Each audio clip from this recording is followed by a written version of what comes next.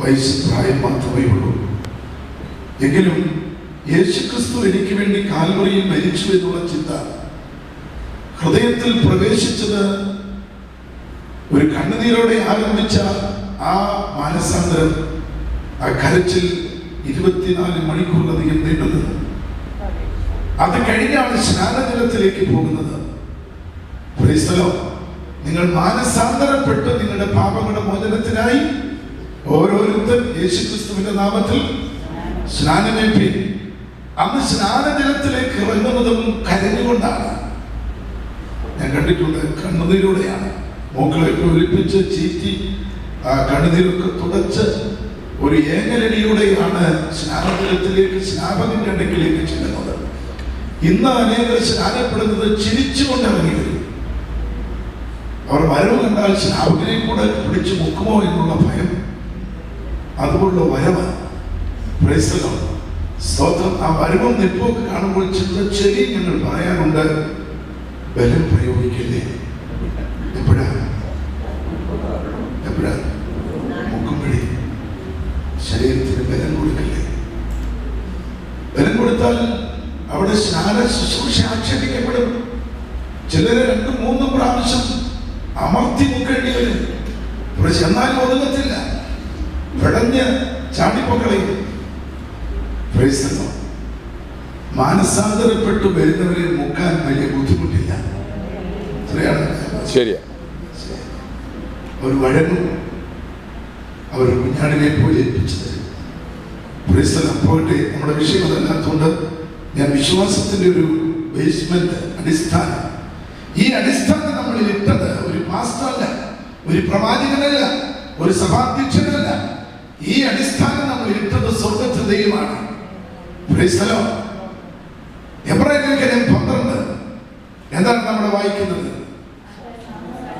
ആകയാൽ നാം സാക്ഷിയുടെ ഇത്ര വലിയ സമൂഹം നമുക്ക് ചുറ്റും നിൽക്കുന്നത് കൊണ്ട് സകല ഭാരവും മുറുകെ പറ്റുന്ന പാപവും വിട്ട് നമ്മുടെ മുന്നിൽ വെച്ചിരിക്കുന്ന ഓട്ടം സ്ഥിരതയോടെ ഓടുക. വിശ്വാസത്തിന്റെ നായകനും വിശ്വാസം നമ്മളിൽ അടിസ്ഥാനമിട്ടവൻ, അതൊരു പൂർത്തീകരണത്തിലേക്ക് കൊണ്ടെത്തിക്കുന്നവൻ അത് നമ്മുടെ കർത്താവ് മാത്രമാണ്. യേശുക്രിസ്തുവിന്റെ പാപത്തിന് വേണ്ടി മരിച്ചു എന്നുള്ള ചിന്ത നമ്മളിൽ വ്യാപരിച്ച സമയം മുതൽ നമ്മളൊരു വിശ്വാസത്തിന്റെ ബേസ് നമ്മളിലുണ്ടായി. ആ വിശ്വാസത്തിന്റെ ബേസിൽ നമ്മൾ രക്ഷയുടെ അനുഭവത്തിലേക്ക് വരുന്നു. അതൊരു ഓർഡിനറി ഫെയ്ത്ത് ആണ്, ഒരു സാധാരണ വിശ്വാസമാണ്. രക്ഷിക്കപ്പെടുവാൻ വിശ്വാസത്തിന്റെ കൃപാവരം ആവശ്യമില്ല. ഒരു ഓർഡിനറി ഫെയ്ത്തിലാണ് നമ്മൾ യേശുവിനെ രക്ഷിതാവും കർത്താവുമായി സ്വീകരിച്ചത്. ഏതൊരു വചനം നമ്മളിൽ ക്രിയ ചെയ്ത് നാം യേശുവിനെ രക്ഷിതാവായി സ്വീകരിച്ചു, ആ വിശ്വാസം നമ്മുടെ മരണം വരെ നമ്മളിൽ നിലനിൽക്കേണ്ടത് ആവശ്യമാണ്. കർത്താവിന്റെ വരവിൽ പോകാൻ വിശ്വാസത്തിന്റെ കൃപാവരം ആവശ്യമില്ല, ഗ്രേറ്റ് ഫെയ്ത്ത് ആവശ്യമില്ല. വിശ്വാസത്തിന്റെ ആ ഓർഡിനറി ഫെയ്ത്ത് മതി. ആരംഭം രക്ഷിക്കപ്പെട്ട നാളിൽ നമ്മളിൽ വ്യാപരിച്ച വിശ്വാസത്തിന്റെ അളവ് എന്തുമാത്രമുണ്ടോ ആ അളവിൽ നാം നിലനിന്നാൽ മതി. യേശു മണവാളന്റെ വരവിൽ പോകാം.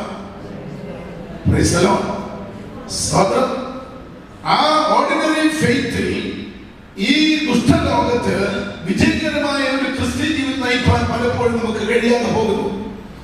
അതിനുവേണ്ടി നമ്മൾ ശ്രദ്ധിക്കേണ്ട മറ്റു ചില വിശ്വാസത്തിന്റെ പടികളുണ്ട്. അതിന്റെ ഒരു പടിയാണ് ദ ഗ്രേറ്റ് ഫെയ്ത്ത്, വലിയ വിശ്വാസം. പറഞ്ഞേ, വലിയ വിശ്വാസം. ഇത് യേശു കർത്താവ് വെളിപ്പെടുത്തിയ ഒരു വിശ്വാസമാണ്. മത്തായി സുവിശേഷം 15:25 നാം വായിക്കുമ്പോൾ, മക്കളുടെ അപ്പമെടുത്ത് നായ്ക്കുട്ടികൾക്ക് ഇട്ടുകൊടുക്കുന്ന വിഹിതമല്ലോ അല്ല എന്ന് യേശു ക്രേനക്കാരിയായ ആ സ്ത്രീയോട് പറയുമ്പോൾ അവൾ കൊടുത്ത ഒരു മറുപടി പ്രസക്തമാണ്.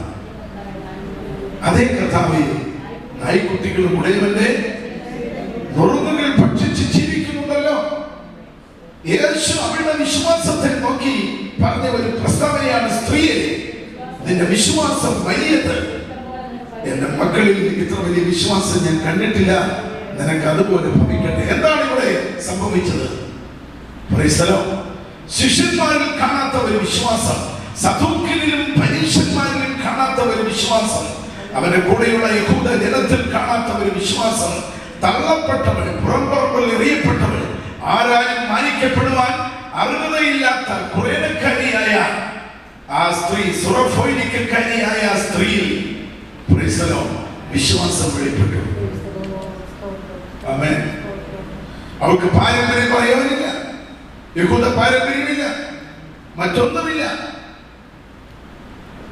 അവളെല്ലാവരും തള്ളപ്പെട്ടവളാണ്. ശമരിയ, യഹൂദ, സുറഫോയിനിക്ക ആ വംശത്തിൽപ്പെട്ട ആരും തന്നെ മുമ്പിൽ നടന്നു വന്നാൽ വഴിമാറി പോകണം യഹൂദൻ. അവരുടെ കയ്യിൽ നിന്ന് വെള്ളം വാങ്ങി കുടിക്കാൻ പാടില്ല, ഭക്ഷണം വാങ്ങി കഴിക്കാൻ പാടില്ല.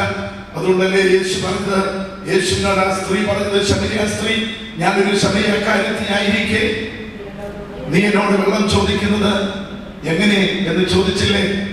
അവരുടെ കയ്യിൽ നിന്ന് വെള്ളം പോലും വാങ്ങി കുടിക്കുവാൻ യഹൂദ പ്രമാണം അനുവദിക്കുന്നില്ല.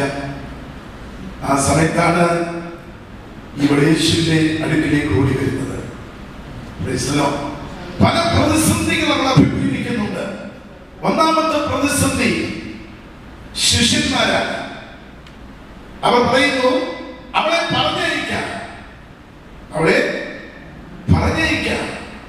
ഒരു സ്ത്രീ, അതും സുറഫോയിനിക്കാരിയായ ശാപഗ്രസ്തമായ ഗോത്രത്തിൽ ജനിച്ചവൾ നമ്മുടെ പുറകെ ഓടിയും അലച്ചും കൂവിയും വരുന്നത് നമുക്ക് നന്നല്ല ഗുരു, അവളെ പറഞ്ഞയക്കാം. യേശു അവളോട് പോകാൻ പറഞ്ഞില്ല. പക്ഷെ യേശു അവളിൽ മറുപടി പറഞ്ഞു. ഇസ്രായേൽ ഗ്രഹത്തിലെ കാണാതെ പോയ ആടുകളുടെ അടുക്കിലേക്കല്ലാതെ എന്നെ അയച്ചിട്ടില്ല എന്നൊരു മറുപടി പറഞ്ഞു. അത് ശിഷ്യന്മാർക്ക് ഇഷ്ടപ്പെട്ടു. അവർ തമ്മിൽ പറഞ്ഞു, തോന്നാ, മാർക്കോ, യോനാൻ, കേട്ടില്ലേ? നമ്മുടെ ഇടയിലേക്കാണ് ആര് വന്നത്? യേശു വന്നത് ഇവളുടെ ഇടയ്ക്കിലേക്കല്ല. എത്ര നല്ല ഗുരു! ഇഷ്ടപ്പെട്ടു. തീർന്നില്ല, അവൾ പിന്നെയും അലച്ചുപോയി അടുത്തേക്ക് വരികയാണ്. അവിടെ യേശുവിനോട്, ദാവീദ് പുത്രാ, കർത്താവേ, എന്നോട് യേശുവേ കരുണ തോന്നണമേ. ആദ്യം വിളിച്ച വിളി, ദാവീദ് പുത്രാ, കർത്താവേ, എന്നോട് കരുണ തോന്നണമേ എന്ന് പറഞ്ഞാണ് അവൾ നിലവിളി ആരംഭിക്കുന്നത്. അവിടെ യേശു പറഞ്ഞു, ഇസ്രായേൽ ഗൃഹത്തിൽ കാണാതെ പോയ അടുക്കലേക്കല്ലാതെ എന്നെ എന്ത് ചെയ്തിട്ടില്ല, അയച്ചിട്ടില്ല. രണ്ടാമത്, അവളെ യേശുവിനെ വിളിച്ച ഒരു വിളി നിങ്ങൾ ശ്രദ്ധിച്ചിട്ടുണ്ടോ? ദാവീദ് പുത്രാ എന്നുള്ള പ്രയോഗങ്ങൾ ഒഴിവാക്കി.